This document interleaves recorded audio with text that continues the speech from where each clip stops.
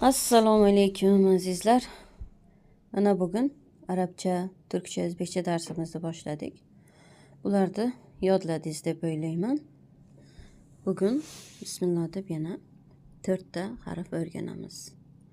Babun ev. Turkchasiga ev, o'zbekchasiga uy. Babun. Jabal. Jabal. Arabchasi, turkchasi dağ. Dağ, o'zbekchasi tog'. Talibun.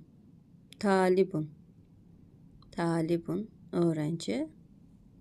Turkchaga o'quvchi, o'zbekchaga o'quvchi. Babun. Babun. Turkchaga kapı, o'zbekchaga eshik. Kapı, eshik. Babun.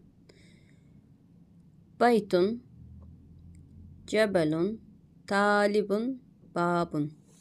Kitobdan biz ham dars o'rgandik. Sizlarga kitobdan o'rgatishga harakat qilaman. Xudo xolasa, bugun bularni yodlasalaringiz, ertaga yana takrorlaymiz inshaalloh.